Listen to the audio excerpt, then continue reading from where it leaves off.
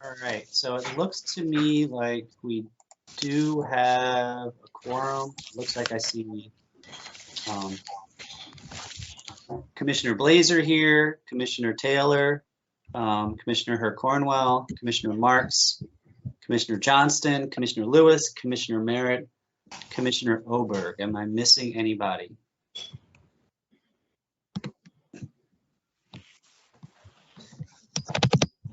So I think it's 9:30. I think we have a quorum. I think we can get started.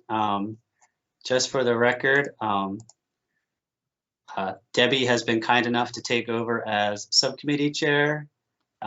Commissioner Greer, unfortunately, she was trying to get home, and with all the snow, her plane got stuck, and so she is not able to make it back and has no computer, so she cannot attend today. So Debbie has been kind enough to take over the subcommittee for today, so she will be running the meeting. I see Commissioner Hewitt is now here as well, which is great. So we'll get started. Happy New Year, everyone. I'm going to turn it over to Debbie, who's going to take us through the subcommittee. Good morning, everyone. Thanks, Nick. And yes, happy New Year to everyone.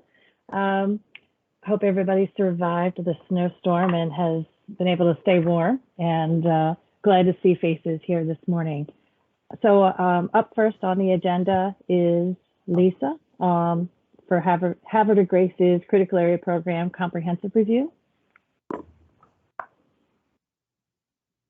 Thank you, Debbie.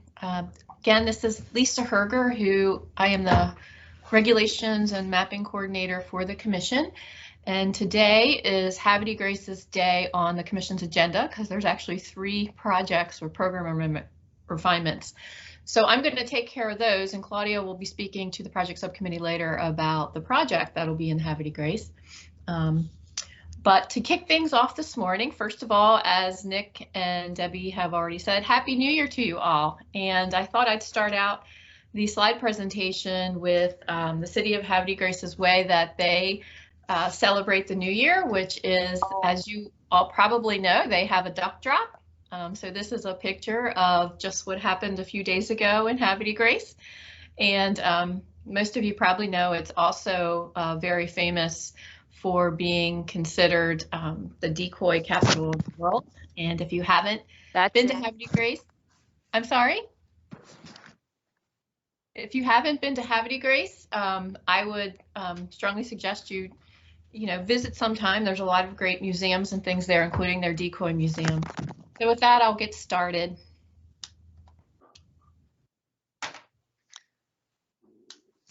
Slides aren't, hang on just a second. Lisa, if you have up the notes page, you got to make sure you click through that.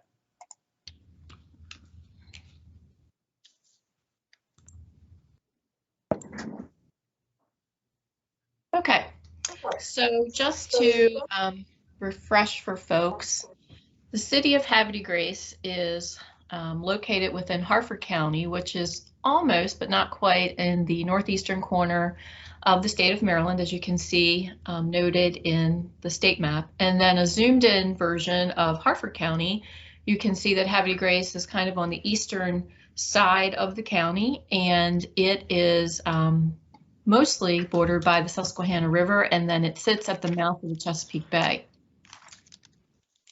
So Havre de Grace has quite a long history, as many of our older municipalities in the state have. In 1608, Captain John Smith was in the area, and he encountered the Susquehanna Indians who inhabited the area. And then in the late 1600s, a ferry was established across the Susquehanna River connecting to Cecil County. So that helped with the Revolutionary War efforts that were happening at the time. And in 1782, the General Marquis de Lafayette, who was part of the Revolutionary War efforts, actually came up with the name for Havre de Grace. It was formerly called Harmerstown, which was the name of Godfrey Harmer, who owned about 200 acres there. But then it was changed to Havre de Grace, and the city was incorporated in 1785, and it happens to have the distinction of being the second oldest municipality in Maryland. It's just behind the city of Annapolis. It also has the unfortunate distinction of being burned by the British during the War of 1812, but it came back, and there is a canal there. If you see the picture on the lower part of your screen, that's the Lock House, another place that you can visit. And that canal ran up into Pennsylvania from about 1840 to the 1850s until the railroads kind of took over. And then the final picture on the bottom screen, right-hand side of your screen, is there used to be a racetrack there. It was called the Graw, and it was there from about the early 1900s to about 1950. It's no longer there. It's owned by the Maryland National Guard. But there were quite a few horses that you all might be familiar with who ran in Havre de Grace. Some notable names being Seabiscuit, Man of War, and War Admiral. So I thought that was kind of interesting history in Havre de Grace. The city also has the unfortunate distinction of in 2003, when Hurricane Isabel came through, it does have a beautiful promenade, which I'll show you a picture of in a bit, which was wiped out, but it has been rebuilt, and it's a really nice amenity that the town has. So getting back to the business of the day, the city completed its 6-year comprehensive review, which was required by the Natural Resources Article 8/1809. And their program was originally adopted in 1989, and they did their last comprehensive review in June of 2006. And I wanted to point out, Havre de Grace has an interesting element to its program, and this element has been part of the program since the city's 1989 program went into effect. And what that is called a critical area taxing district. And there are parcels along the waterfront in the town are assessed $1 per $100 of assessed value. And that's put into a fund, and it goes to specific projects that the city can carry out that are above and beyond any permit requirements they might have. So here's an example of a bioretention that was put in along one of the streets. In the background you might be able to make out is the Concord Point Lighthouse, which was in a previous slide. So this is in the critical area portion of the town, and it serves water quality treatment and is providing habitat. And they had another project. They have many. I'm just showing you some highlights. This is a picture of their decoy museum, and I believe, and Diane can correct me if I'm wrong, was an Eagle Scout project. And another planting area, milkweed in the foreground, Claudia tells me, that you see blooming, the orange colors there. And there's some other native plants that were put into that, all done with the taxing district funds, which is unique to the city of Havre de Grace. And I thought I'd just let the commission know about that. So the City Council passed Ordinance 1059 on October 4th, 2021. And what that did was completely repealed and replaced Article 49, which is their critical area section of their code. And the updates were based on the municipal model ordinance that the commission staff has put together. And we also worked closely with the city to ensure that any updates to the regulations that you all have been approving were put in there as closely as we could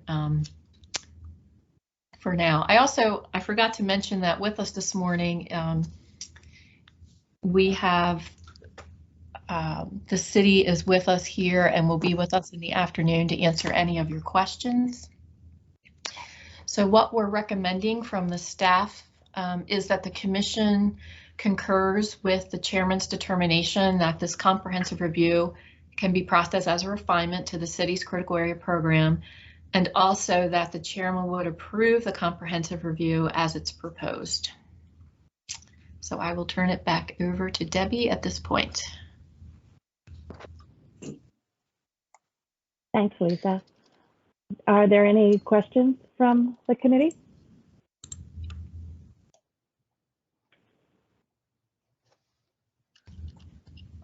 Do we have any motions?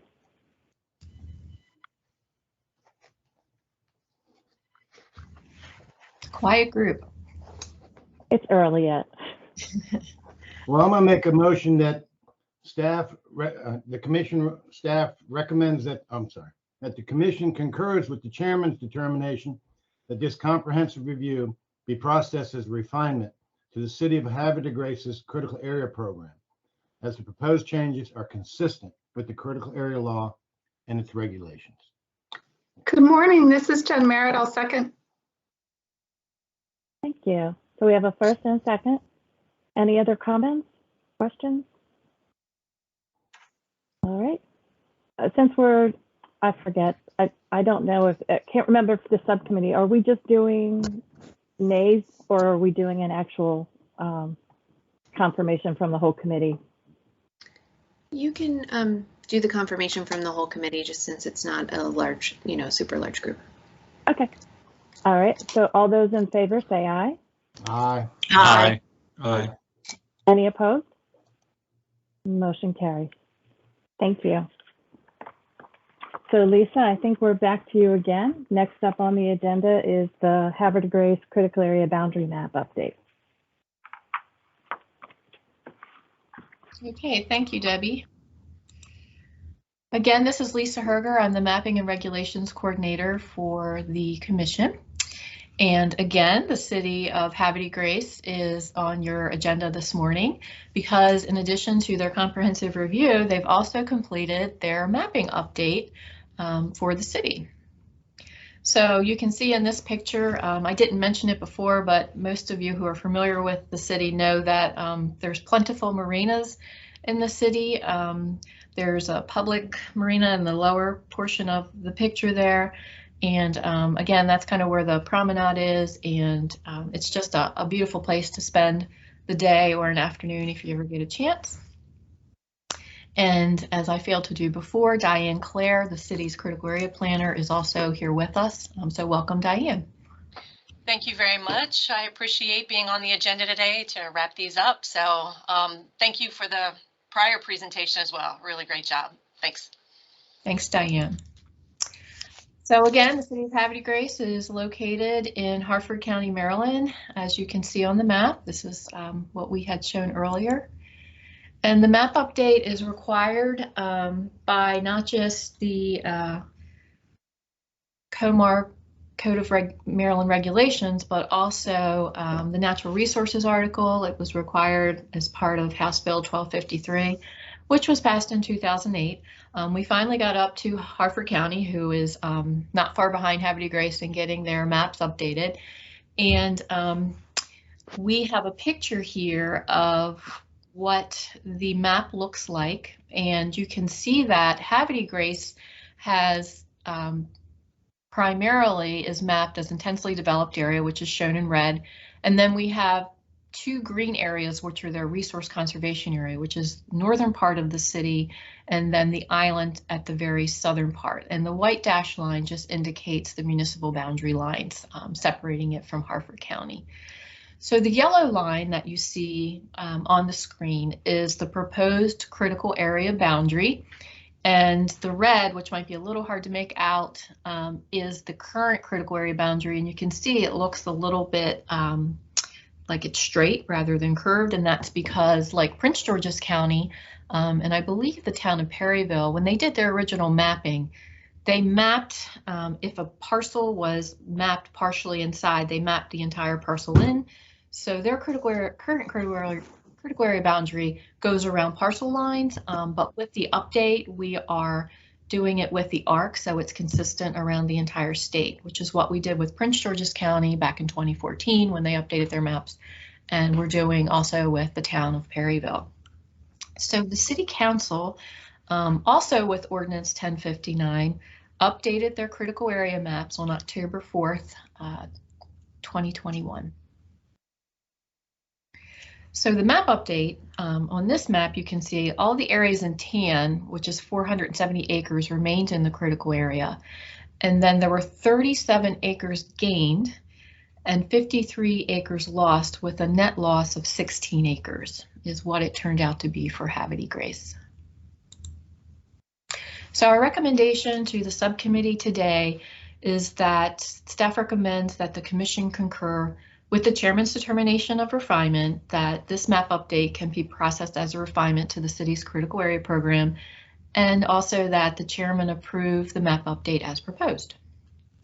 And I'll turn it back over to Debbie at this point. I just wanted to point out that this is a sculpture in front of the Maritime Museum. So just so y'all get a glance at that. Thank you, Lisa. Are there any questions from the subcommittee? If there are no questions, do we have a motion? This is Commissioner Taylor. I'll make a motion to approve the map as proposed. Thank you. Second. Second.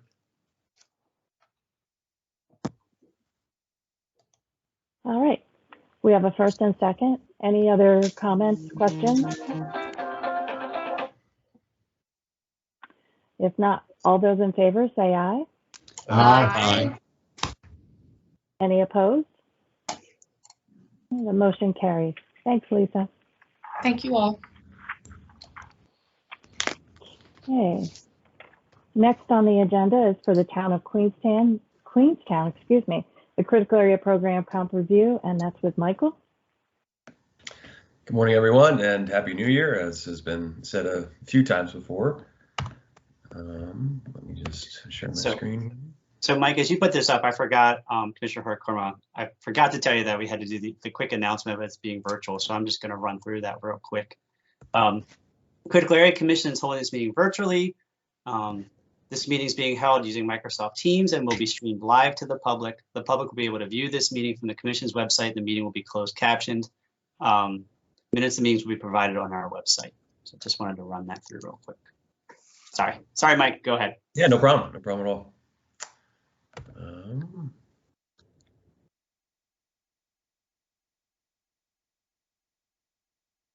Just give me a second here.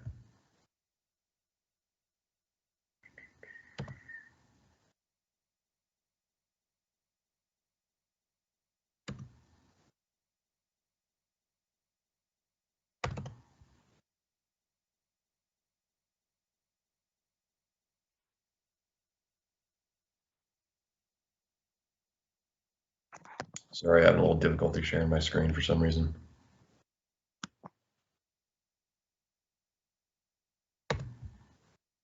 Let's try again.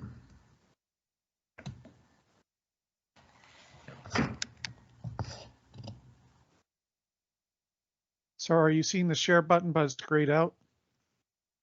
No, when I click on the share button, it doesn't have, usually it'll have like the PowerPoints, which are opened, and it doesn't show those. Does it show your screens? Yeah.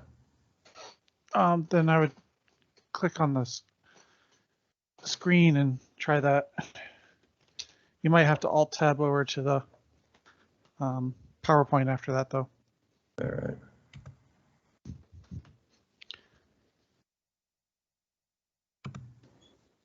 Anybody see anything?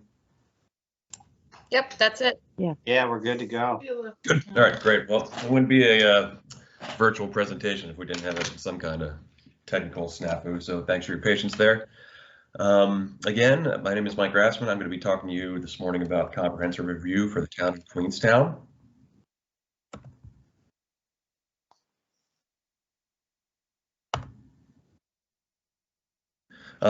Queenstown is located. Are my screens? Is my screen advancing? Yep, you're good. Yep, you're good. Okay. Queenstown is located in Queen Anne's County on the Queenstown Creek and the Chester River. The town motto is Little Town on the Water. It was originally called Queen Anne's Town and was founded in 1707. This was the first county seat of Queen Anne's County, as well as the first location of the first county courthouse. And it also has the unfortunate distinction of being the only town to be burned by the British in the War of 1812. Agriculture and seafood harvesting are the dominant economic factors in the town. However, historic buildings like Bowling Estate and St. Peter's Church or the original county courthouse attract visitors interested in local history. And recreational activities like access to harbor golf, clay shooting at Pintail Point, the Queenstown Premium Outlets, and access to nearby hiking trails also attract many visitors to the town. Additionally, the town is known to host a local population of albino squirrels, an unofficial mascot that is featured on the town emblem. In regards to the critical area, the town contains all 3 critical area land classifications: intensely developed area, limited developed area, and resource conservation area. And part of the town is waterfront is mapped as modified buffer area.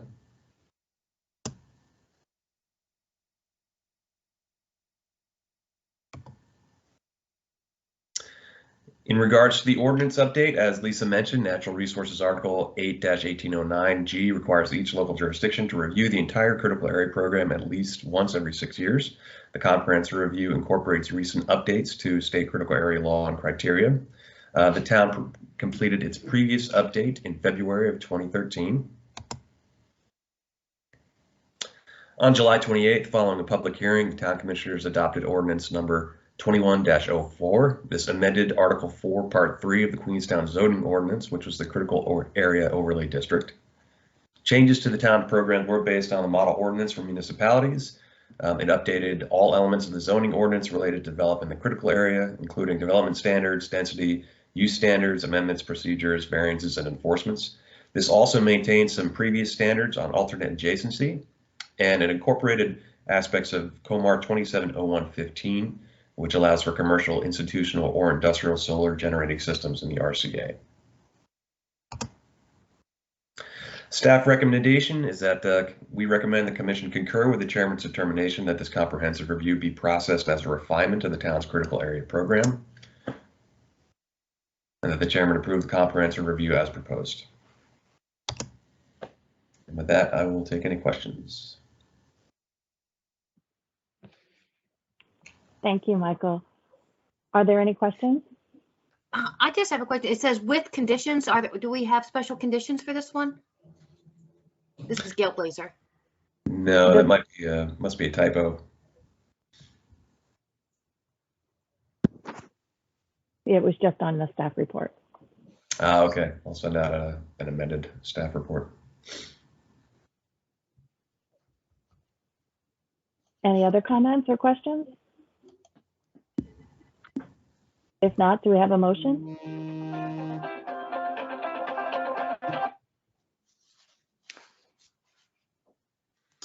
Hi, this is Commissioner Taylor again. Chairman's determination that this comprehensive review be processed as a refinement to the town's critical area program, and the chairman approve the comprehensive review as proposed. Do we have a second? I second. All right, any other questions, comments? If not, all those in favor? Aye. Aye. Any opposed?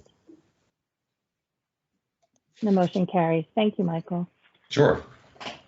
And we're back up with you again. So Great. Town of Queen Anne, Critical Area Program Comprehensive Review. Thank you very much. Am I in the correct screen again? Yep. Yeah, we can see it. You're fine. All right, great. Thank you. All right, hello again, everyone.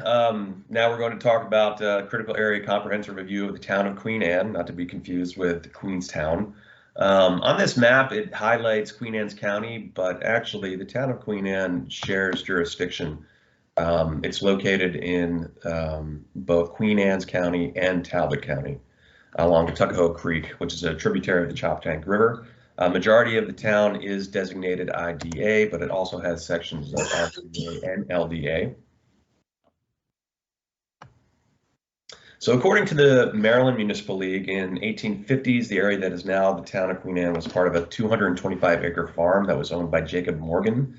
Initially, the town nucleus was nothing but a 1.5-story building, but in 1864, Mr. Morgan built a more substantial place that was known as the Mansion House. And this locale became known as Morganville. At the time, the Pennsylvania Railroad had been laid about as far south as Greensboro, and a little later it went down to Hillsboro and then across the Tuckahoe Creek. In 1878, the railroad purchased a site for the station across the creek in Queen Anne's County, and that is what became Queen Anne when it was finally put into service in 1882. The area near Queen Anne is also home to the renowned statesman and abolitionist Frederick Douglass. Douglass wrote that he was born in Tuckahoe near Hillsboro, but there's no town by that name. Instead, the Tuckahoe is just an area along the Tuckahoe River in Talbot County. The exact location of where his home was is still somewhat up for debate. On to the comprehensive review. As we have mentioned a couple of times this morning, the comprehensive review incorporates recent updates to the state critical area law and criteria. And Natural Resources Article 8-1809G requires each local jurisdiction to review its critical area program at least once every 6 years. The town previously completed its update in June of 2012. On September 15th of 2021, the mayor and the town commissioners approved ordinance number 22-02. This ordinance repealed and replaced Article 6, which is the critical area overlay district in the town zoning code. The town relied upon the model ordinance from municipalities to create this update. A few other sections of the zoning code were also updated along with this comprehensive review, which had some provisions that relate to critical area zoning, such as supplemental use standards, site plans, grandfathering, lot consolidation, and variances. Staff recommendation is that commission staff recommends the commission concur with the chairman's determination that this comprehensive review can be a refinement to the town's critical area program, and that the chairman approve the comprehensive review as proposed. And I apologize for not stating that we do have a representative from the town here today, Dawn Starkey. She can answer any questions that I cannot, if anyone has any at this time.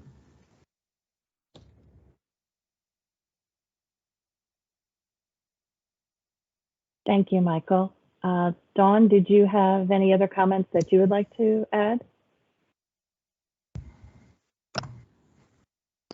No, thank you for reviewing this though and helping us to move forward. And thank you to Mr. Grassman and Mr. Kelly's help through all of this. Much appreciated. No problem, Dawn. Thank you for your patience. Are there any questions from the subcommittee? If not, do we have a motion? So moved.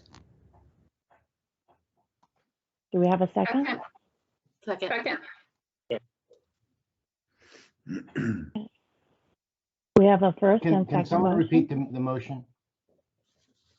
What's so moved? I'm sorry. What's been so moved? The What is motion Could to you- plan.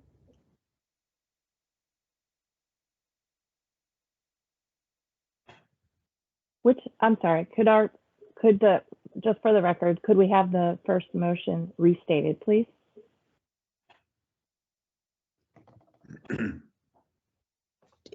The motion was to approve the plan presented, correct? As presented? Mhm. Okay. Yes. Is there any further discussion? We have a first and second. If not, all those in favor say aye. Aye. Aye. Are there any opposed? Hearing none, the motion carries. Thank you, Thank you, everyone. Michael. Okay, our next item is from Wycomico County to Village Downriver, and an informational update from Charlotte on the off-site mitigation.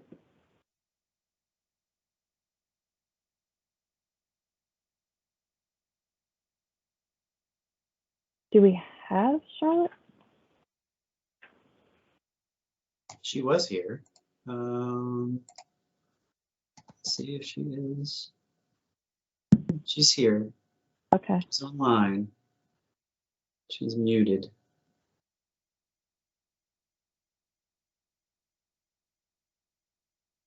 Oh. There you go. She's up. I can see it. Yep. Yeah. Unmuted. Actually, Did we lose her? I think. Okay, are you able to hear us? Are you able to hear us okay? yes, we can hear Yes. you. Mhm. We can Okay, hear just wanna make Cook sure. County. Thank you. I'm sorry, my internet just went out. Oh Let no. us turn up our volume. For some reason, our volume's not as high. Hold on 1 second. The volume's very loud. It's very loud. Hold on a second. Let's see if I can get Jesse to sing. I got my mask on. Mask.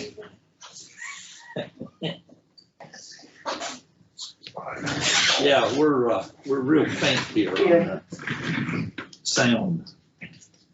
Okay, he's up. Okay, thank you. Yep, TV volume should be good. Whoa.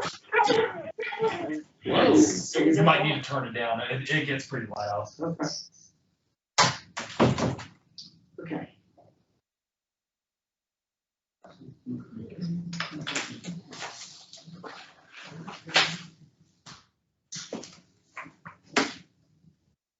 So, Charlie, we can see your edit screen. That's working.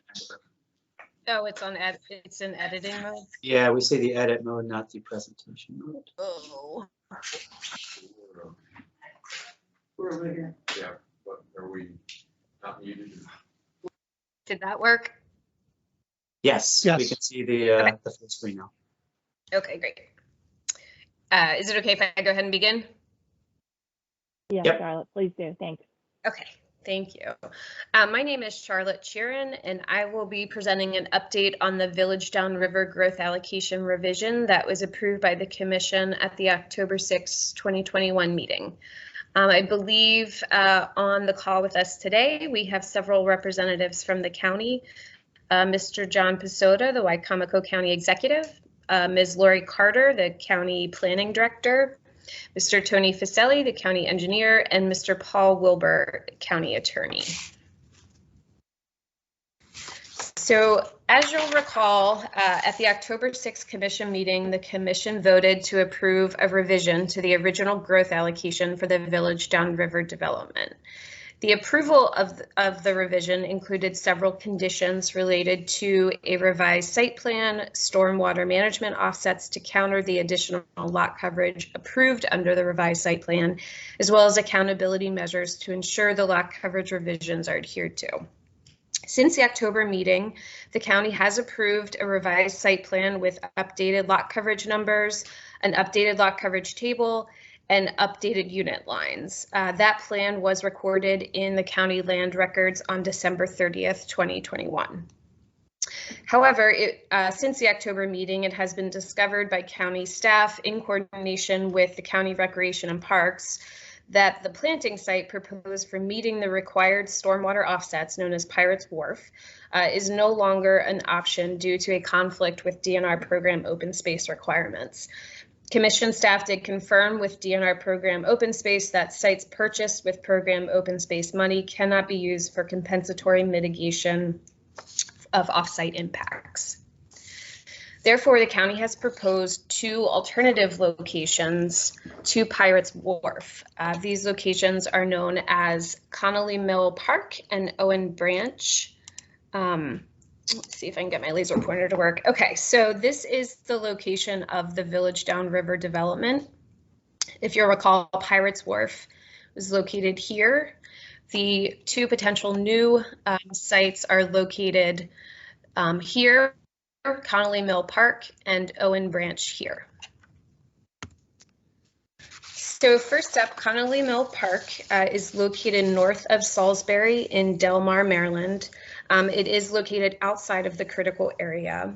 There are two streams on site that flow to the Wicomico River, and the county has identified three potential locations that could be used to meet the 1.06 acres of planting and the 1.06 acres of natural regeneration required as part of the Commission's approval. Owen Branch is a stream located northwest of Salisbury that flows south to the Wicomico River. It is also located outside of the critical area. And the county has identified an area on site that could be used to meet both the planting and natural regeneration requirements. So next steps, commission staff will be conducting a site visit with county staff to determine the suitability of the proposed planting locations in meeting the stormwater offset requirements for the additional lot coverage at Village Downriver. Commission staff will provide feedback to the county on whether these locations meet the required stormwater offset parameters. For example, the Commission's Stormwater Guidance Manual requires that planting used to offset stormwater requirements be riparian or within 300 feet of a stream. Depending on the outcome of the site visit, Commission staff may recommend bringing this proposal back to the subcommittee. And that's about it as far as a summary. Are there any questions from the subcommittee?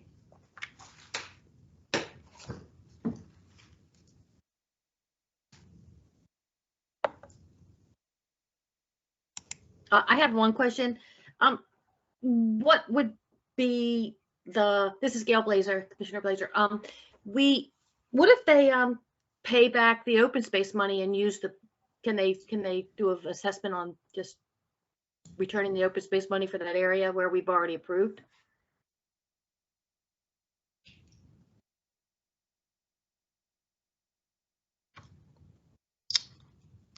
I would probably defer to the county representatives on that suggestion.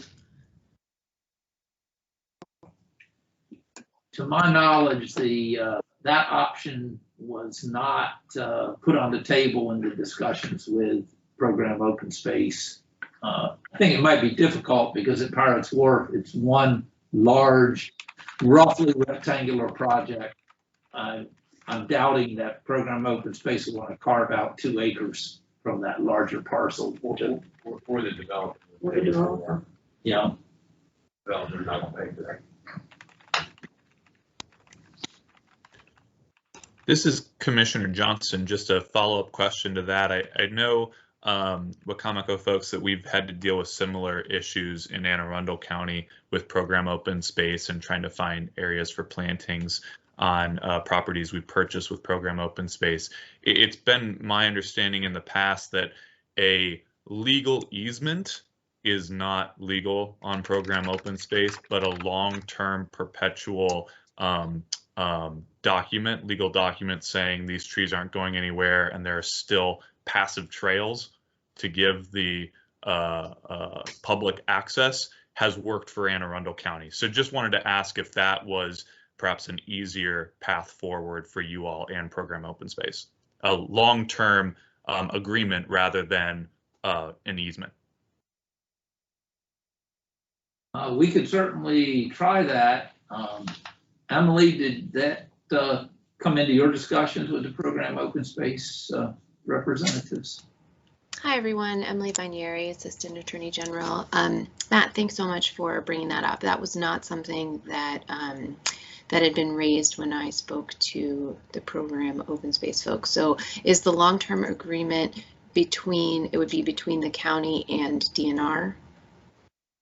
Yeah, typically. So Okay. as long as the again, every property is unique and every agreement for program open space is so unique. But lots of times it's my understanding that a county will submit for the funds and they'll have a development plan for amenities. And as long as there wasn't a plan to put actual active amenities in the area you want to replant, then generally you can replant that area as long as you're still providing public access to it. So we have taken that to mean in Anne Arundel County, we're going to put a trail through and we're going to do reforestation, kind of the best of both worlds. So just something to consider and throw out there. Yeah, that's a great suggestion. Paul, I'm happy to follow up on that with. Right. I think we'll certainly ask the question and see if we can pursue that, because that's exactly what we're trying to do at Pirate Wharf. It's trails. We're just trying to enhance the program open space project. It makes too much sense for you not to be able to plant trees, and especially in an area that you're trying to create trails. But people smarter than me have made worse decisions. I make a motion, it makes all the sense in the world.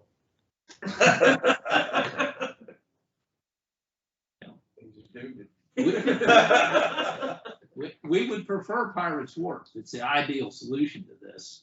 That is the idea. Yes, that is the one that we really would like to actually have it, if at all possible. Do you have any idea who it is that Diana Rundle talked with at Program Open Space, who the contact point was? I don't, but I can follow up afterwards with Emily, and we can kind of figure this out, because it is a new concept for Program Open Space. We've just recently gone to them and pitched this, and the devil is in the details. And it might be that Emily needs to carry the torch here if this is the right thing, because maybe the agreement is actually with the Critical Area Commission saying this is the requirement, and that requirement is legal enough that those trees remain there. Hey, I'm all in favor. We're all in favor for that one, that's for sure. Emily, I will talk with you. That sounds great. Yes, I'd be happy to help. Thank you. Thank you, Matt. Thank you, everyone. That's great. Do we have any other comments or questions to Charlotte or our folks from Wycomico County? Not that I'm aware of. No. No. I don't see anything. No one else has their hand raised. There's nothing in the chat. Okay. All right. This one was for information only, so we don't need any motions. So next up is Susan with Baltimore County and the Country Club Estates Growth Allocation. Good morning, everyone. Need a few moments to bring up the presentation. And Susan, while you're doing that, if I can just revisit the approval that we had, the motion and the second that we had for Queen Anne. The first was Commissioner Ackle, correct? And was our second, was that Commissioner Merritt? I said it, but two of us said it at the same time. So Commissioner Blazer. Okay, so Commissioner Blazer, thank you. Thank you. Thank you, everyone. So can everyone see the presentation now? We can. Okay, great. So again, good morning. This is Susan McCloof, and I will be presenting preliminary information for growth allocation in Baltimore County. County staff have requested that this potential growth allocation request be presented to the program subcommittee to receive preliminary feedback and guidance. Before I begin, I would like to introduce several guests attending the meeting today. Regina Esslinger and Paul Dennis from Baltimore County's Department of Environmental Protection and Sustainability, Connor Gilligan, the project developer, and Brian Childress from Baylor and Associates are joining us today, and they will be available to assist in answering any questions you may have at the conclusion of the presentation. So this slide shows where the project is located. The map of Maryland in the upper left-hand corner shows Baltimore County in red. In the lower left-hand corner, you can see a close-up of Baltimore County. The project is located in the southeast corner of the county as indicated by the red star. In the image on the right, you can see the existing golf course use of the parcel as the Sparrows Point Country Club. The planned unit development, or PUD, which will be named Country Club Estates, will be built on the northern and central portions of the property, while the existing golf course use, reduced in size, will remain on the southern portion of the parcel. I also want to point out, just one second here with the highlighter. So I want to point out the existing clubhouse in this area, the existing pool and pool house, and parking. In these areas, these golf course amenities will be remaining. So Baltimore County is currently reviewing a potential 55.35 acre growth allocation request from the owners of the Sparrows Point Country Club Golf Course. The request includes 14.63 acres of growth allocation from limited development area, or LDA, to an intensely developed area, or IDA, and 40.72 acres of growth allocation to convert an additional portion of the same property from Resource Conservation Area, or RCA, to IDA. The next slide will show the growth allocation envelope more clearly. However, I do want to point out on this slide the portion of the parcel that is currently LDA. So this LDA portion is located along the Bear Creek shoreline on the northern part of the parcel. The existing clubhouse and associated amenities shown on the previous slide are located in this LDA portion. So before we continue, I would like to focus your attention on the main issues to be reviewed today. Critical area law requires growth allocation in an RCA to be located at least 300 feet beyond the landward boundary of tidal wetlands or tidal waters, unless the local jurisdiction proposes and the commission approves alternative measures for the enhancement of water quality and habitat that provide greater benefits to those resources. This project will not provide a 300-foot setback in the RCA. Therefore, we are seeking input as to whether or not the proposed mitigation package is sufficient to meet requirements for reduction of the 300-foot setback in the RCA. In addition, the proposed mitigation package includes a living shoreline project. We are seeking your input regarding the most appropriate methodology to use to translate the water quality and habitat benefits of the living shoreline into mitigation credit. Given the size of the project, the site plan is shown on 2 separate sheets. The area of the proposed development in the northern portion of the property is shown on this slide. As noted earlier, the existing clubhouse and related amenities will remain near the proposed development, and this includes amenities located within the buffer. The growth allocation envelope can be seen in purple on this slide. Baltimore County's critical area program requires a minimum 300-foot buffer or setback in both the LDA and RCA unless mitigation is provided. The 300-foot buffer or setback is the bright green line. This is the 300-foot buffer or setback that I will be referring to later in this presentation when we discuss the impacts and proposed mitigation. This slide shows the southern portion of the site, which is the remaining golf course. I want to clarify that this entire area is located outside the proposed growth allocation envelope and will remain RCA. However, a significant portion of the proposed mitigation package is located on the remaining golf course.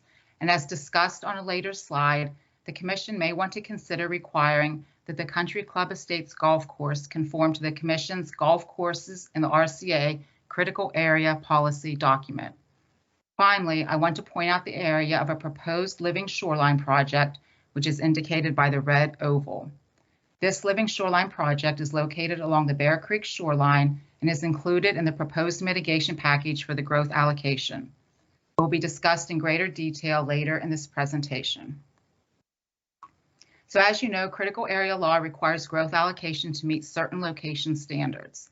These include locating a new IDA in an LDA or adjacent to an existing IDA, and also that growth allocation in an RCA must be located 300 feet beyond the landward boundary of tidal wetlands or tidal waters. The proposed growth allocation meets the first standard because a portion of the new IDA is in an LDA and the portion in the RCA is adjacent to existing IDA. However, the applicant is not proposing a 300-foot setback in the portion of the RCA receiving growth allocation. Therefore, alternative measures for enhancement of water quality and habitat that provide greater benefit to the resources must be provided.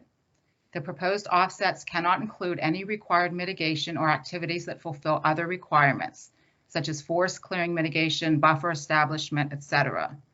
The applicant is proposing mitigation at a 3-to-1 ratio for all proposed development activity that will be located within the 300-foot setback area in both the RCA and LDA. As noted earlier, this is one of the areas where we are requesting your feedback regarding whether or not additional offsets are needed for not providing a 300-foot setback in the RCA. The Commission must also consider specific factors when reviewing a growth allocation. Commission staff has asked the county to provide for review and comment preliminary information on how the growth allocation request addresses the factors to be considered. Several factors are listed on this slide.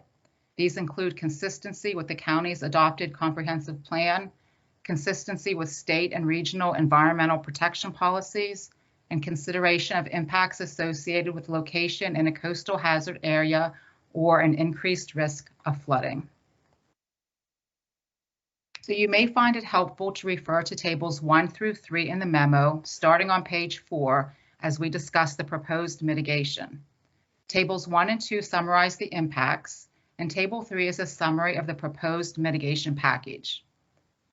Commission staff has identified 2 areas of concern with the proposed mitigation package. First, as shown in Table 1, the total mitigation required for impacts to the 300-foot buffer is 20.24 acres, of which 17.94 acres is for new disturbance to this area. While the ratio charged for buffer mitigation required by Baltimore County is likely higher than what would result from a strict application of COMAR regulations for the buffer, the information provided to date does not break impacts and mitigation out in that way. Currently, we understand that the total mitigation provided by the applicant within the 300-foot buffer per this requirement is only 8.62 acres, as can be seen in Table 3. This does account for a minimum of 1-to-1 mitigation provided in kind for disturbance to this area, but the remaining 9.32 acres of mitigation will be provided out of kind. We've requested additional information to understand this breakdown in better detail. The second area of concern relates to the 10.13 acres of mitigation credit attributed to the living shoreline, which can be seen in Table 3. The inclusion of a living shoreline project as part of the proposed buffer mitigation package for a growth allocation is a new request for the Commission to consider. Commission staff received a preliminary site plan dated March 15, 2019 for the living shoreline, in which the shoreline stabilization project was originally 815 feet. The county decided to divide the total cost of the project by a $1.50 fee per square foot. Based on a projected cost of $662,000, this equates to 10.13 acres of mitigation credit. The county also submitted a stormwater TMDL credit analysis. The analysis showed a phosphorus reduction of 3.21 pounds per year. Based on critical area 10% stormwater guidance, 1 acre of riparian planting equates to 2 pounds of phosphorus per year.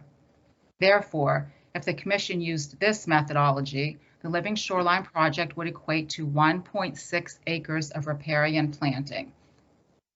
It is our understanding that revised plans will be submitted. However, our preliminary review notes the steep slopes and lack of any upland planting associated with the Living Shoreline project. Additional information is required to better understand the water quality and habitat benefits of the project and how those benefits may translate into mitigation credit. And finally, although shoreline stabilization is an approved alternative best management practice to address MS4 permit requirements, it is our understanding that the county is not requesting pollutant reduction credits for this project. So given the information provided, we recommend that the program subcommittee consider the questions shown on this slide and the next, and these questions are also found on page 6 of the memo. So for the first question, would the Critical Area Commission consider the proposed mitigation package, which is summarized in Table 3 on page 5 of the memo, sufficient to meet requirements for reduction of the 300-foot setback of the RCA required by the Natural Resources article? Or are additional proffers necessary to offset the water quality and habitat impacts of not providing a 300-foot setback in the RCA? For the second question, does the county's 10.1 acres of credit for the living shoreline, which is based on the cost of constructing the project, divided by the buffer fee in lieu rate of $1.50 per square foot, satisfy the required buffer mitigation? Or should the mitigation credit be reduced based on the amount of phosphorus reduction provided by the living shoreline project in comparison to the phosphorus reduction provided by riparian forest?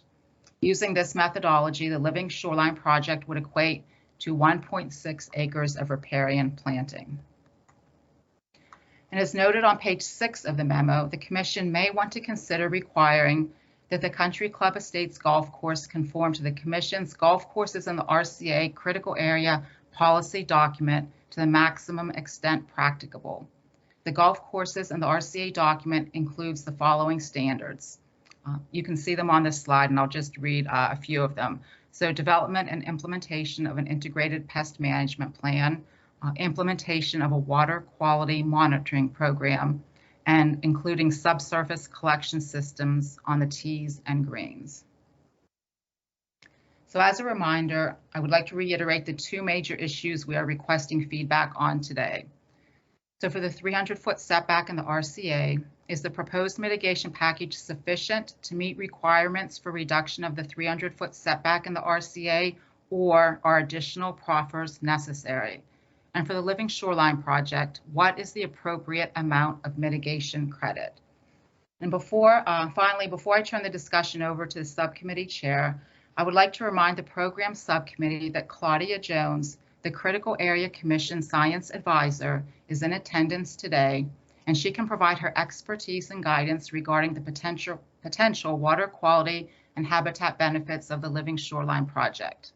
So thank you for your attention. I will now turn it over to the subcommittee chair for discussion and feedback. Thank you, Susan. So first off, do we have any questions from the subcommittee? Or Jen, I see that you have your hand raised. Jen, you want to kick us off? Sure. So it says another standard requires growth allocation in an RCA to be located at least 300 feet beyond the landward boundary of tidal waters unless the jurisdiction proposes and the commission approves. So other than the value of waterfront property, what is the reason for considering approving not having the setback?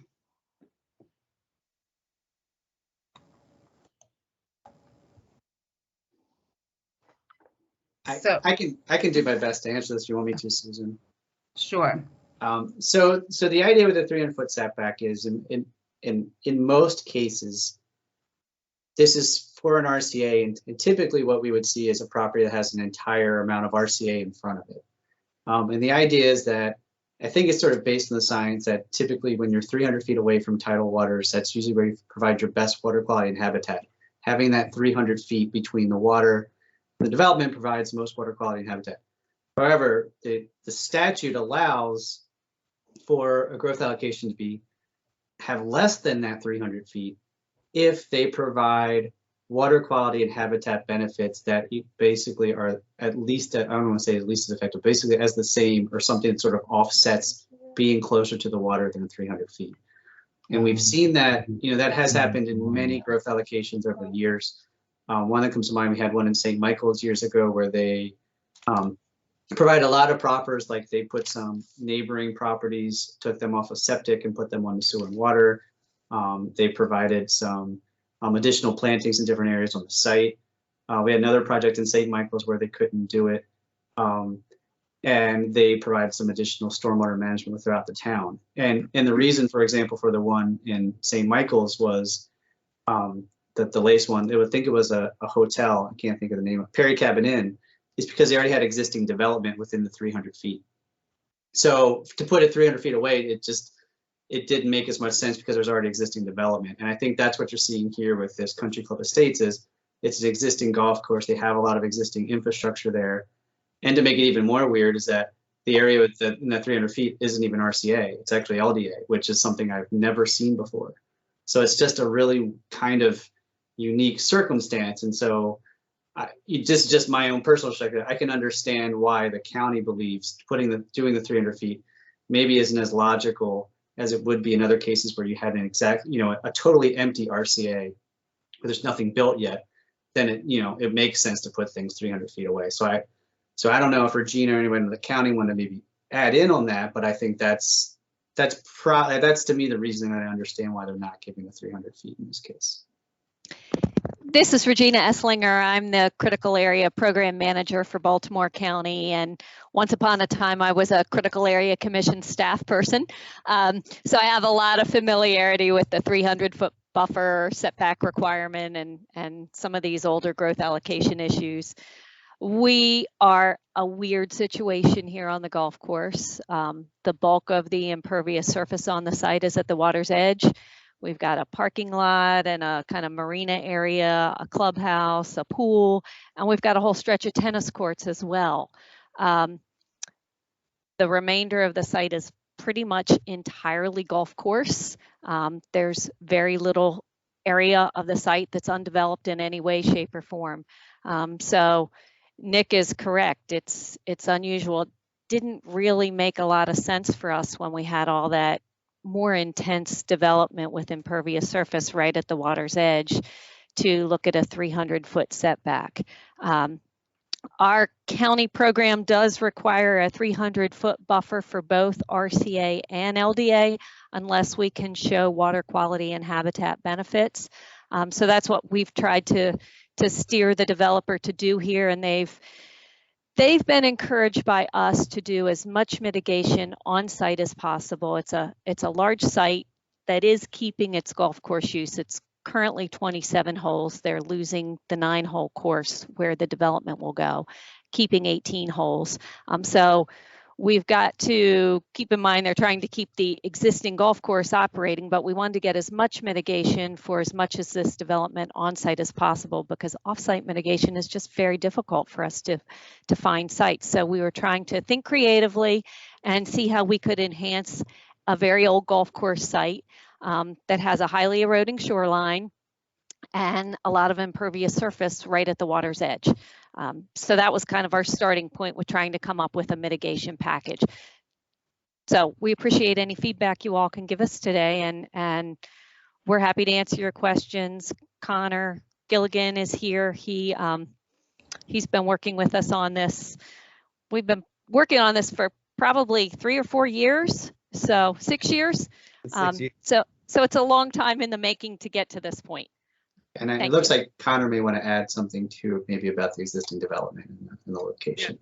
Yep, Regina touched on it, but I believe some of you on this call participated in the site visit, and you could see right now there is no buffer at all. Along the entire roadway entering the property, we've got 15 feet of scrub tree. So the development, in fact, is adding a 100-foot buffer that doesn't even exist today, removing both impervious area out of that 100-foot buffer, as well as enhancing that with additional planting. So, and then beyond that is all developed woodland. So it's not as if we're disturbing any forested area to encroach in this 300-foot buffer. It's basically all developed, as Regina alluded to earlier. That's all I wanted to add. That was very helpful. Thank you. Sure. Looks like Jim Lewis. Yeah. Susan, can you put your last slide back up? I don't know if it was the last or the next to last. There were a list of things that, like IPM sampling.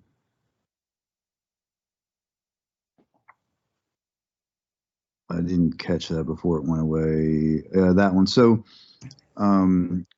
the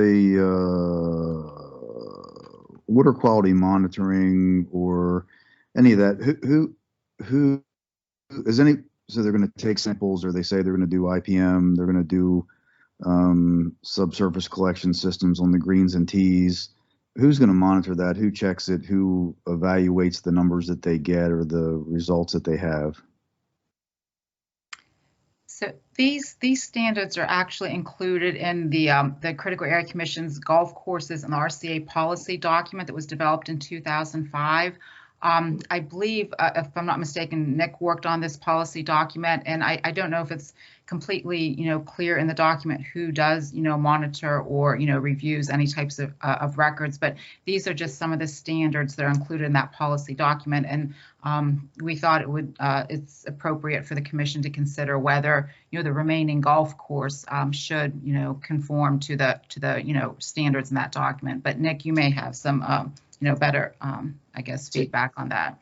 To be honest, I was not a member of the commission in 2005, so I had nothing to do with it, but Regina probably was part of it. But yes, I think in general, the guidance, asks for these, but the actual sort of the IPMs are usually typically can be more specific. I think I have seen some IPMs that are more specific. I don't know in this case if maybe the integrated pest management plan for this just hasn't been finalized, and maybe those details will be part of that final plan. I'm not sure. I don't know if the county or Connor may have better able to answer those questions about who will be doing what.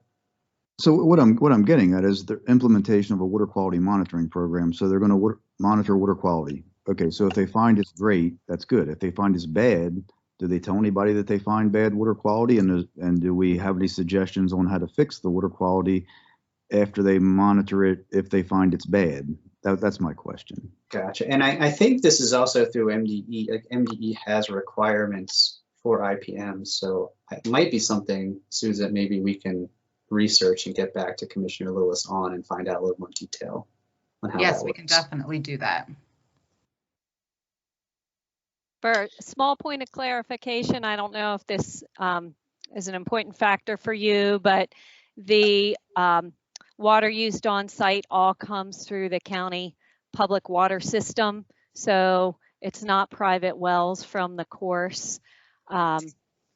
The commission's golf courses in the RCA paper was based, at least in part, in Baltimore County's 1990 golf course policy paper, which was one of the first golf course requirement policies.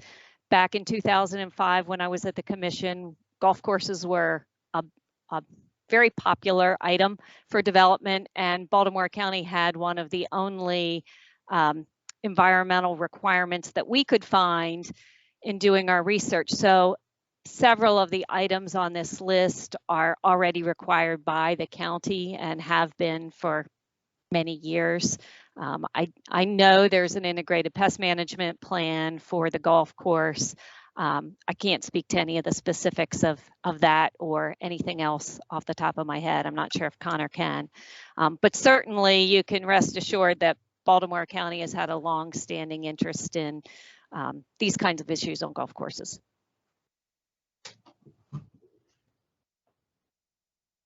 Cool. Thank you. Thanks, Regina. I'll get to the end of this. Steve Taylor had two things in the chat. One, does the golf course have any discharge points to Bear Creek? And two, what is the cause for erosion at the proposed living shoreline project area?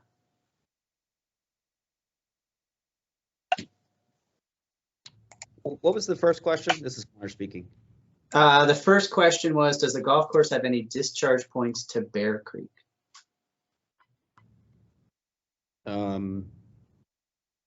It has several discharge points. I mean, specifically stormwater management discharge points or just surface water drainage?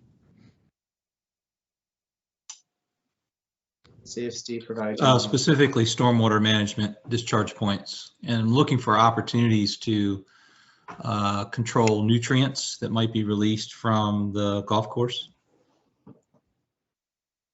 So currently right now, is Stacy or Brian on this call still? Yeah, Connor, this is Brian. I can chime in here if you'd like.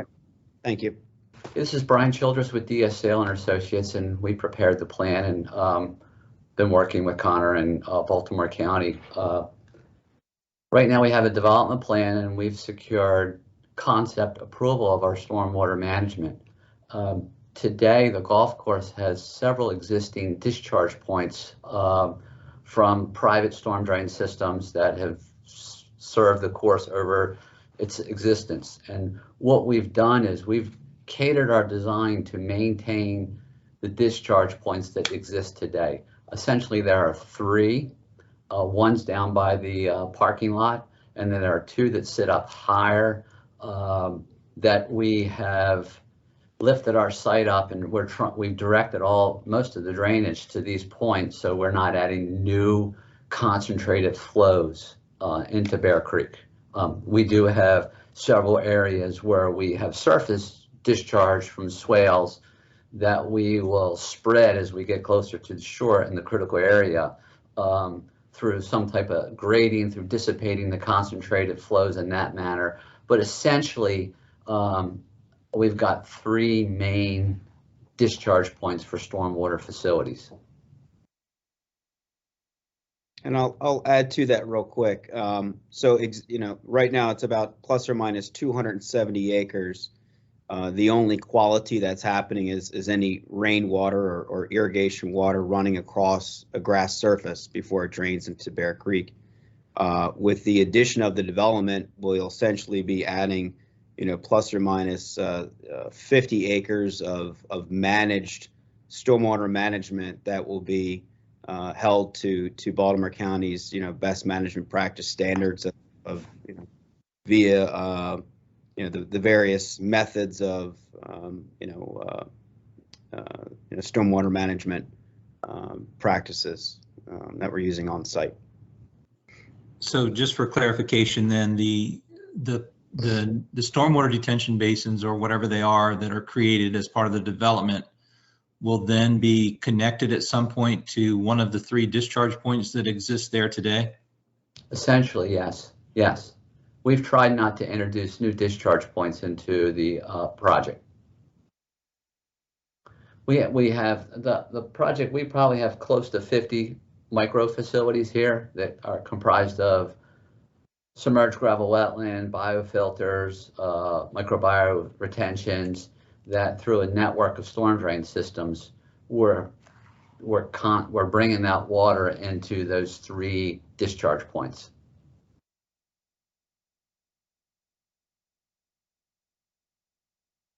The second question I had, this is Commissioner Taylor again, was about, I believe that I saw in one of the slides that the proposed living shoreline project area is to help remedy an eroding area. Is that correct? Yes, that is correct. That is correct. I think Susan had a photo of the shoreline area. It's an area with about, there it is, it's on the bottom right, about 8 to 10 foot high cliffs that are highly eroding. The golf course is right behind. The picture's small, you can see there are a couple trees there right at the shoreline, but then the golf course is directly behind that. So that's an actively eroding area that needs, that's creating some sediment into the creek, and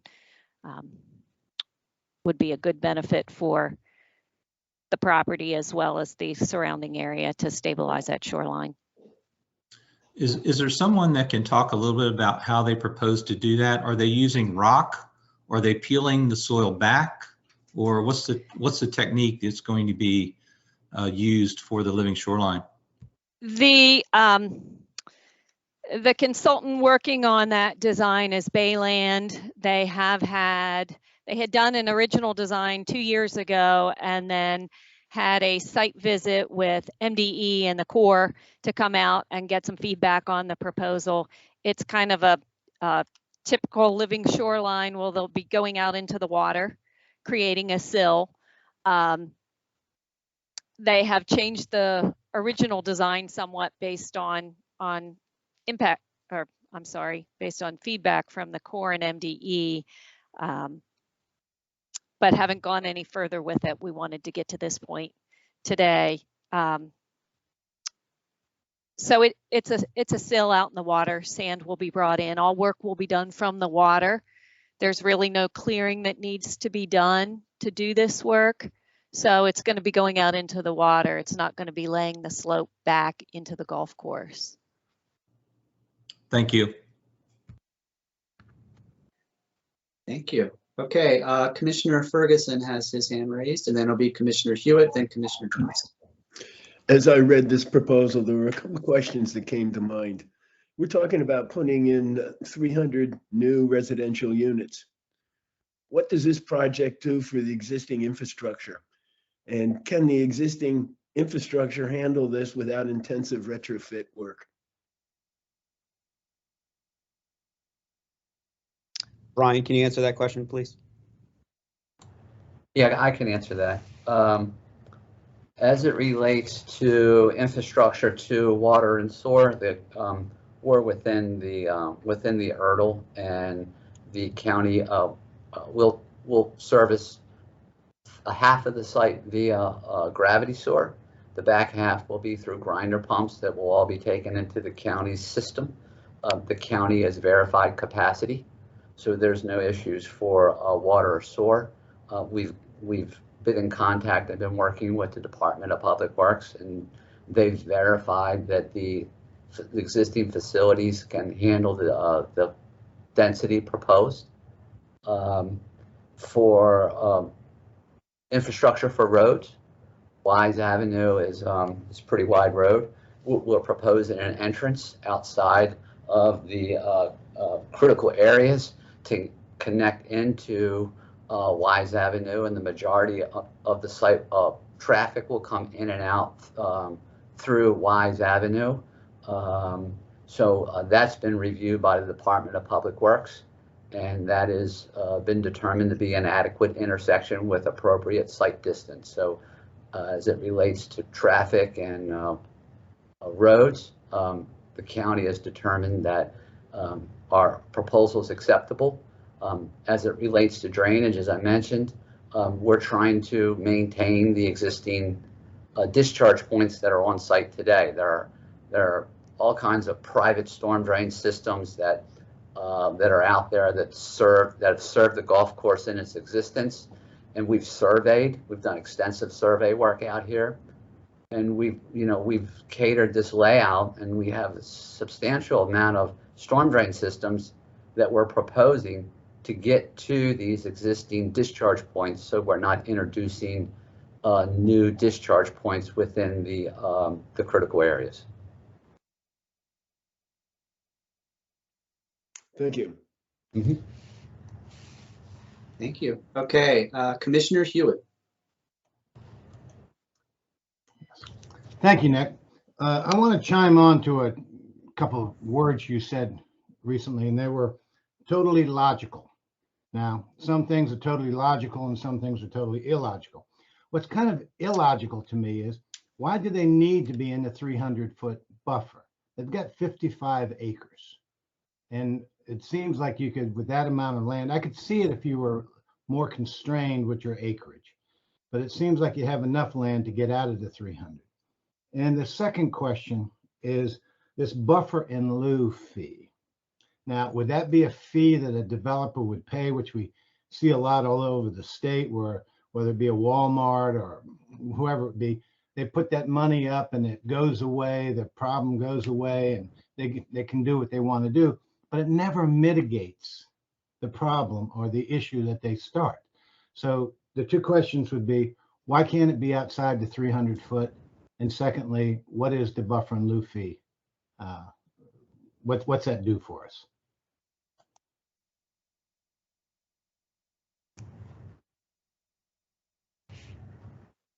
So, I mean, I can help answer the first question. This is Connor.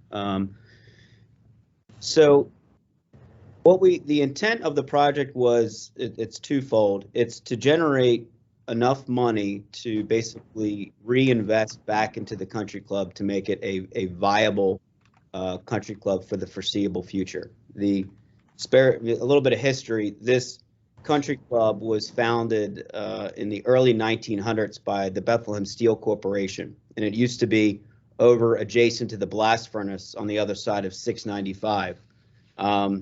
In the mid 1950s, when Bethlehem Steel was growing, they bought this 270-acre parcel of land and built 27 holes, the clubhouse, the pool, and a majority of all of the improvements that you see there today. When Bethlehem Steel went bankrupt in the mid 80s, they sold this land and essentially the club to the existing members. And virtually, ever since the mid 80s, the lack of capital improvements and replacement that has occurred here is long overdue. So really what it has come down to is the ability to effectively operate an 18-hole golf course, as well as provide a community that is consistent with the adjacent portions of Baltimore County waterfront communities. And if you look at a Google Maps slide, you can see we're surrounded by apartments, intensely close together single family homes, as well as all of the industrial uses that surround this property. So I think different conversation, but I guess was a compatibility study completed, and it was found that this project was compatible with the existing uses and the adjacent areas. Does that answer your question? Tell me, would you know the age of the adjacent areas? Are they prior to critical area regulation, or are you just trying to be like them because they're able to do it and you want to do it too? I mean, I understand financial viability. Seems like golf courses all over everywhere are struggling these days, and maybe it's just a sign of the times.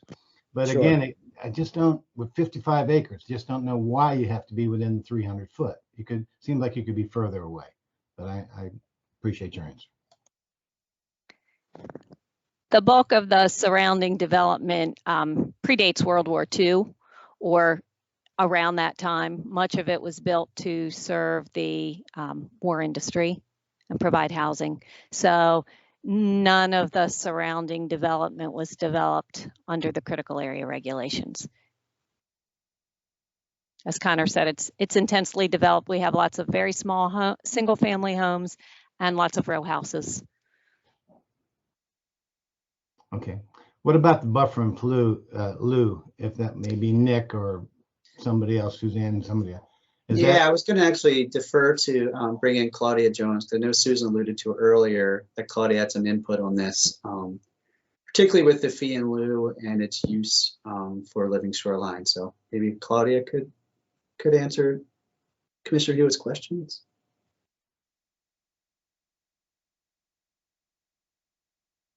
I'd be glad to chime in. By fee in lieu, I'm assuming you're talking about what's been proposed for this project, using the amount of money that is supposed to be the cost for developing the living shoreline and dividing that for $1.50. Well, I'm sorry to interrupt you, Claudia. If I can interrupt you just for a second. I find the $1.50 to be such a low amount. I mean, anybody knows, I mean, I shouldn't say anybody knows. It's been my experience that these living shorelines can be very expensive. So I'd be interested to understand how the $1.50 came in. Secondly, the $662,000 seems like such a small number compared to what the revenue that this project will generate. It just seems like a pittance compared to what they'll get. So I'm sorry, I interrupted you. Perhaps I can add some clarification here. This is Regina. The $662,000 was the estimate from Bayland Consultant on what it would take to construct the shoreline stabilization. So that came from them. That's what they do. The $1.50 was, we were trying to figure out how to get some sort of mitigation credit. We didn't want to use the shoreline work for TMDL credit. We're not claiming any TMDL credit. We've already met all the 10% requirements through the stormwater that's being done on site. And going back to what I said, we were trying to figure out how to get mitigation and improvements to this old golf course where we don't have a lot of buffer. We identified the eroding shoreline as a problem area on site. So how can we give credit for that? The $1.50 is the standard buffer fee. So we tried to work backwards, taking the $662,000 estimate to construct the shoreline work. What kind of credit would that be? So if we divide it by $1.50, which is the standard buffer fee, then we use that to try and figure out how many acres of credit we could get. Okay. I mean, is it safe to say that you will install the living shoreline? Absolutely. That would be a requirement of the growth allocation approval. Right. Would be part of the mitigation package. Does that help you understand, Commissioner Hewitt, where those numbers came from? Yes, it does. Thank you very much. Okay. And I guess the key gets to be, though, is why do you got to be so close to the water when you get so much land? But again, I don't want to get into all that. I know it's something they want to do, and it's something developers all over want to do. It helps raise the values of their properties, the value of their investments, and that seems to be the rub for me. I'm sorry. Well, with all of that, I'd like to step out a little bit and look at the critical area program.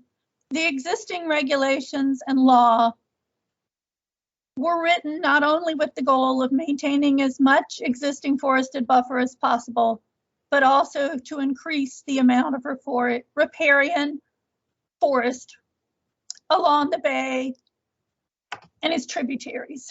Time and again, it's been shown that forested areas along our riparian areas is the best land cover for water quality and habitat values. In addition, the critical area 100-foot buffer starts at the landward edge of mean high water of tidal waters or tidal wetlands, whichever is applicable on a piece of property. Below mean high water or waterward of mean high water is under the regulatory jurisdiction of MDE, not critical area. So we're kind of stepping away from the area that the Critical Area Commission has the most authority in. Not to say that marsh creation is not a good thing, it's a very good thing. But what we're talking about here is trading one type of habitat for another. And maybe that's okay from a water quality standpoint, but the critical area buffer is meant not to just benefit water quality, but also to create habitat and to maintain habitat. Forested buffers provide quite different habitat than tidal wetlands do. Looking at what Susan presented, one way to capture some of that water quality benefit without basing it on something which I would call arbitrary, such as using the amount of cost for such a component of the project, but tying it to something that's already used in the critical area in our stormwater guidance, written in cooperation with MDE, where 1 acre of riparian planting equates to 2 pounds of phosphorus removed per year. Therefore, if this method was used, the Living Shoreline project would equate to a lesser amount than 10.13 acres, but 1.6 acres of riparian planting, and would address water quality without totally negating the value of plantings of woody vegetation and herbaceous vegetation along the shoreline. Just some things to think about. Thank you, Claudia. Commissioner Johnston, you have your hand raised. Yeah, thank you so much, Commissioner Johnston, Anne Arundel County, and thank you, Claudia. That's exactly where I was going. If there's a metric to measure this Living Shoreline project and what it's worth, it makes all the sense in the world that that metric is the water quality, the phosphorus. So I put this in the chat because it's so much to think about. I wanted it in front of everybody, and I had to get it off of my head as well. I wanted to make sure that I got the numbers right. I was looking back at the report, and I think that the staff is saying that basically we've got 10.22 acres of mitigation and there's 7.72 remaining if the Living Shoreline counts for only 1.6. But I wanted to understand, is it 7.72? That's the first question. Is that the mitigation that the staff believes has not been fulfilled by this project proposal at this time? I think that the reason bringing it to the program subcommittee is to, understand if the proposed mitigation is sufficient. So as it stands right now, included in the mitigation package, it is the 10.13 acres for the Living Shoreline. Now, if it is reduced, based on using a different methodology, then yes, it appears that there would be then a deficiency in the mitigation. So like this is our current understanding based on the preliminary, submittal. So again, if that changes, then yes, appears that there will be a deficit. Okay, well then, thank you so much, and I guess I'll go on to my second point then. Assuming we make a recommendation, which I certainly would, back Claudia on this one and say it should be 1.6 acres. That's the equivalent mitigation for that shoreline is what I would offer. But assuming we agree to that, and whatever the remaining mitigation is that the staff believes this is the way you make this whole 7.72 or whatever the number is, I guess that I don't know if we're looking for a motion, but I would motion that 7.72 acres of mitigation should be sought on site if at all possible, and should be through plantings if at all possible, and stormwater practices using a water quality equivalent where plantings are not possible. And again, I'll refer back to some of the things that we have to do now in Anne Arundel County, and to Commissioner Hewitt's comment. You're right, Commissioner Hewitt, it's not always the right project for the right site. And oftentimes developers come in and they say, we can't do this mitigation, but we still want 100 units. Well, we're starting to say more and more, like it or not, you're getting 80 units. You got to do the mitigation on site. We're not saying no to the project, but we're saying you have to have room on that site for the mitigation. So that's what I would offer to the subcommittee, is that we pushed for on-site mitigation of whatever the staff thinks the remaining mitigation is needed. I raised my hand, but can I just add something real quick? Regina or Stacy, I feel like the amount of on-site mitigation that we're doing with all the planting has not been talked about on this presentation. Can one of you add to those acreage calculations that we are going in addition to this living shoreline? I can do that. Stacy's not here. She's our consultant who works with Brian, and she has the best handle on it. But one of the things we did as part of the golf course in trying to get all our mitigation on site was we had them look. There are lots of areas where they're like clusters of trees that qualify as developed woodlands, but not as forest. They don't meet the definition of a forest. So we asked them to look at planting up those areas. We gave them half credit for that because there were already trees there. We had them look at every area along the buffer where there were not existing holes that could be buffered up. So we have a pretty good planted area throughout the course where we've added a lot of forest. So I want to say, in looking at Susan's table, we've got forest planting, 15.37 acres of forest planted throughout the critical area, with only a half acre of that being outside the critical area. And I want to say a little over 3 acres of developed woodland that are being planted up. So together close to 20 acres on site where we're adding forest planting around the existing golf course. So we have directed them to do as much mitigation on site. We don't want to collect a fee and have to be responsible for doing it elsewhere. That's, an ongoing issue for many counties, as I'm sure you all know. We want to get as much mitigation on site as possible. I will add and take responsibility. Susan does not have the current numbers for phosphorus loadings on that. I thought I had sent it to her. She's using the 2019 numbers from Bayland. There has been an updated one. We have verified it's using the correct methodology that MDE uses. So if you're looking at the correlation of what that would be, the numbers in Susan's staff report are not current with ours. We'll have to go back and take a look at that. Thank you, Regina. Nick and Emily, I know Commissioner Adams has his hand up, and I realize we are over our our scheduled meeting time already, and I don't know if we can continue the discussion or do we need to reschedule. I do know you guys have the other meeting coming up at 11:30, so looking for some guidance from I staff. think we can continue and see if we can wrap this up maybe in the next 15 to 20 minutes. I see that Commissioner Adams has his hand raised, and does Commissioner Blazer.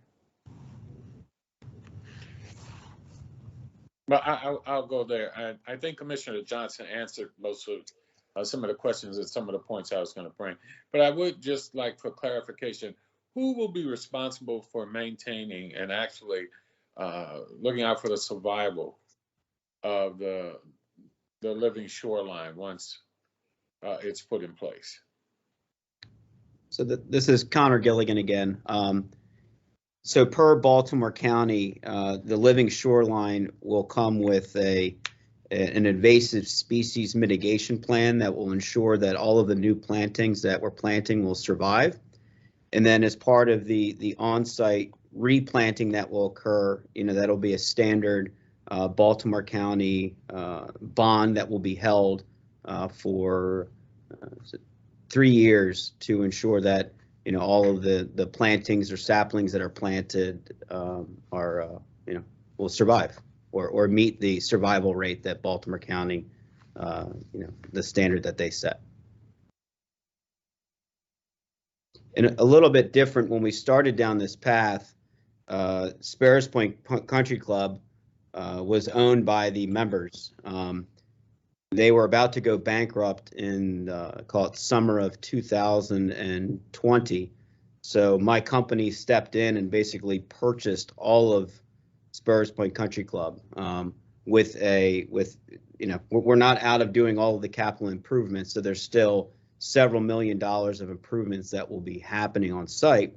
But being the owner of all of the land now, it gives us more flexibility to do things on site, which, before we were just a contract purchaser of land. But now that we have access to all 270 acres, we're utilizing, all of those areas that, might be a nice view for a golfer, but we know that there's a benefit to replanting that area and creating habitat that doesn't exist today.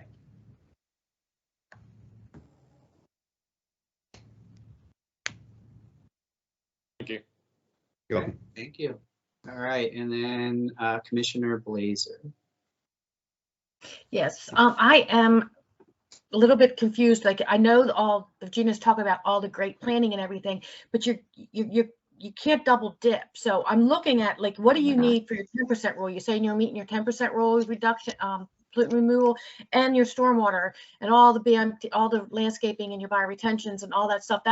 That's required. So what we're trying to do is trying to find what is in addition to all that stuff that you already said you were doing. I mean, we can't double dip on it, but I need a chart to see what is being done for the existing regulations and code for landscaping and stormwater and the 10% rule, because 10% rule is critical area and the stormwater is MDE. So sometimes they can be double dipped on each other. But when it comes to this buffer that we're trying to kind of figure out, are we not giving that? How can we quantify it being equal? I'd like to see how they're separated out, what this is separated out from that. Am I making sense? I guess I just need a little more chart of what's We've got lots of charts, and we've spent a lot of time trying to make sure we're not double dipping. It's confusing, I'll tell you up front, because there's so many different things we're trying to satisfy with the 300-foot buffer and then buffer impacts but all the 10% is being addressed through the stormwater BMPs on site. So there's none of that in the calculations for the plantings. But yeah, we can try and make that more clear for you next go round. Thank you very much.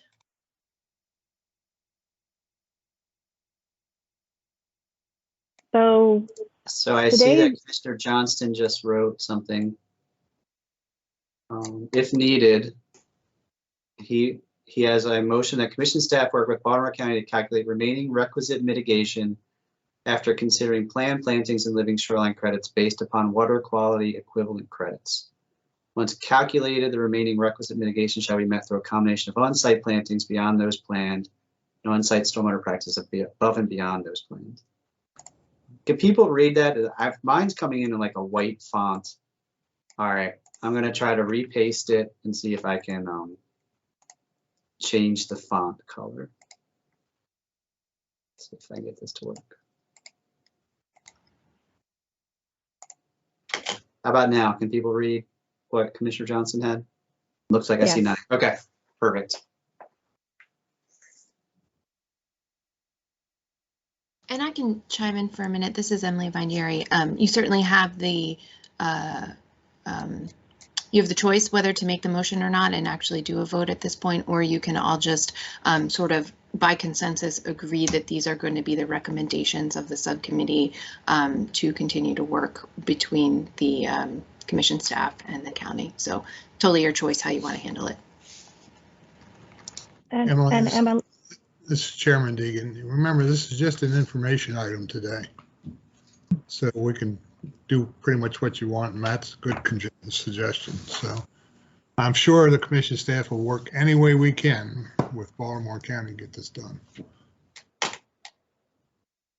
so what would be the next step? This process is going to continue with staff working with Baltimore County staff as well as working with the consultants. Would this come back to the program subcommittee at a future meeting, or is this will we see it again, I guess is my question. That is it could go either way. It's, you know, if the county wishes to, they could request that it come back to the program subcommittee for further review, but that's not necessary. If they took these requirements, they could meet with staff, and staff, you know, felt it addressed those needs. You know, they could just move forward with the growth allocation, bring it back, and say that we took these conditions into consideration and have made these changes. It's pretty much up to the county and how they want to take your recommendations and move forward. Okay, thanks. This is Connor speaking. Is there a way to email responses to the subcommittee that came out of this meeting? I think you could, if you provided the information to Susan, we can work with our executive director, and we can kind of work with our program subcommittee chair, and Chairman Deegan can help us make sure that the subcommittee gets the information. There's ways we can get that to them, yes. Okay. Deborah, wouldn't it make sense that we allow them to time to answer all these questions in their own way, in their own thought, and maybe reach back out to us, and we can have another program subcommittee meeting where we would actually vote and have a recommendation, or at least recommendation proposed by staff? It seems like that would be our normal process. I agree with Chairman Deegan, this was informational only, so I'm not really prepared to vote on it based upon the give and take. But I would like the group, whether it be Regina or Connor, whoever it would be, to kind of look at our questions. Hopefully they wrote them down or can somehow, you know, react to them after they've had a chance to think about it, and then give us some feedback on what their thoughts going forward are. Are they willing to mitigate anything? Are they just saying, hey, this is it, and prove it or don't prove it? I mean, I'd like to have a little bit more response from them. I agree with Commissioner Hewitt. Right, and I think following up, that was sort of my question to Nick, what the process would be. So I think the ball will be in the court of the county and the applicant, whether they want to come back to us for an interim or whether it'll just be submitted. Is that correct, Nick? Yeah, and just to clarify the process for growth allocation. So once again, as I think Chairman Deegan pointed out, this was it for information only. The county and the applicant wanted to come before the subcommittee to get some feedback on whether they needed to make any tweaks to the growth allocation before it came before the commission. The county still has to do final approval of the growth allocation. That hasn't happened yet. You know, when that does, that's when they would officially start the process of forwarding it to our commission. And that would go through the process where We would accept it if we have all the materials required for a growth allocation, and then Chairman Deegan would make the determination of whether it would be an amendment or a refinement. Just quickly, refinements, what you kind of saw today with Town of Havre de Grace, Town of Queenstown, Town of Queen Anne.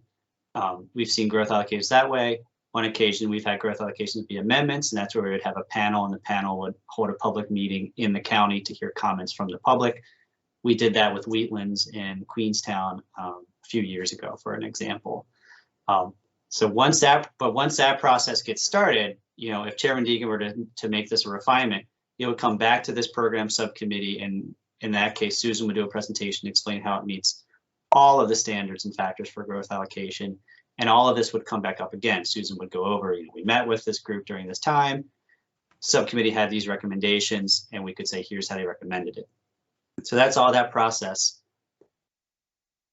So I think what we're hearing from several members of the subcommittee is that if the applicant or the developer and the county would like to come back to this subcommittee to continue the discussion, I think there are committee members that would welcome that.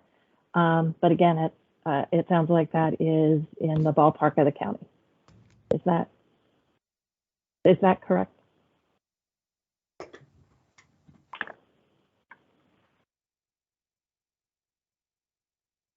Looks like Nick is frozen on my screen. Can anyone else answer that?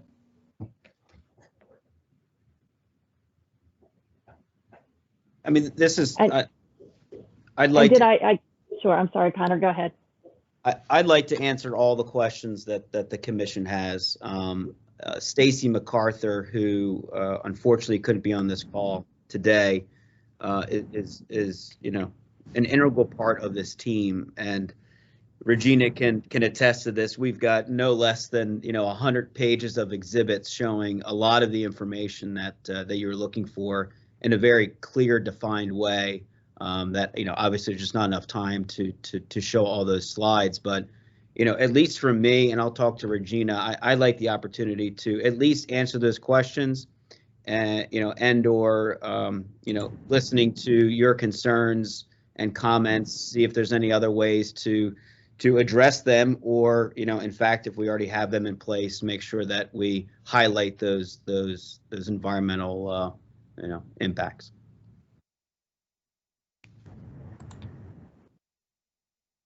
Nick, do we have you back on?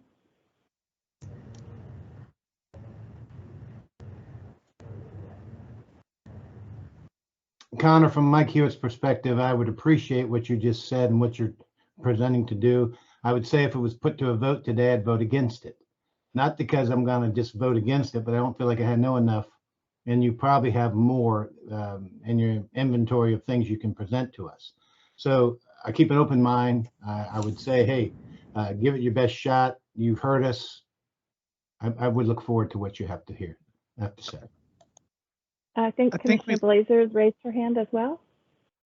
Yeah, just one thing. You guys had just asked us 2 questions. I guess that's what we're here for, really, for information. And you were asking for us to give you some feedback. And I guess want to make the motion that we can't give you that answers to those questions until we get more information, because of what in the staff report, what actually you were asking from us. So I don't think we have enough to give you those answers. So I don't know how we process that. It was just the staff report was what I was trying to address, those 2 questions. The one with regards to the dollar amount, and then whether or not mitigation would be required. I think we need more information, as you said. So I think that to close it, to put a little knot in it and tie it up so that we can go forward. I think we lost all the commission staff that were in the office. Okay. So I think, we've lost Emily and we've lost Nick. I think I'm still on. You're still on. So I do think the way Nick explained it, yes. So this was information only today. We were requesting feedback from the subcommittee for those 2 major issues, in addition, of course, to feedback on all the other requirements of growth allocation. And so yeah, it does seem the path forward, if it was one of maybe 2 overall choices coming back to the program subcommittee prior to official submittal of the growth allocation and the official, full commission review and approval. So I guess, it's one of those two pathways, whether this will be brought again, back to the program subcommittee prior to that official full, review and approval by the entire critical area commission. Susan, this is Commissioner Johnston. Do you need any indication, like I was trying to do with the motion, which I understand we're not doing a motion, but do you need any indication on whether or not, or what to do with the Shoreline project? 10 acres instead of 1.6 or whatever? Right. So I've been taking, copious notes. I hope I've captured everyone's questions, comments, concerns. The motion, you're right. I don't think we need like an official motion or vote on anything. My understanding, is after this subcommittee, after the commission meeting, that potentially, I could prepare another memo with the questions and concerns. It does appear that at least for the question on the living shoreline, it appears there's some, consensus that it should be, the 1.6 rather than the 10 acres. And then for the 300-foot setback in the RCA, I'm not sure that we really reached a consensus on that question or not regarding whether the, preliminary mitigation package as proposed right now actually is sufficient or not. It sounds like there's still additional questions and concerns about that, and the development that's within the 300-foot. So again, I can prepare, my understanding would be that I would prepare potentially another memo, with assistance from Nick and Kate and others, and then potentially, again, either bring it back to the program subcommittee if that's what's desired, or, wait for the official submittal. So, and definitely there, will be continued coordination with the county and everyone else to, reach some answers and consensus on some of the issues of concern. That sounds great to me. Thank you so much, Susan. You're very welcome. Thank you. And thank you everyone for your questions, your input, your feedback, the county, Connor, Brian, everyone. I think it was a really good discussion. And I think there was great feedback and, on both sides. So I think we do have a ways to go. We have some questions and concerns, and we'll continue working together to address all of those. Thank you all very much.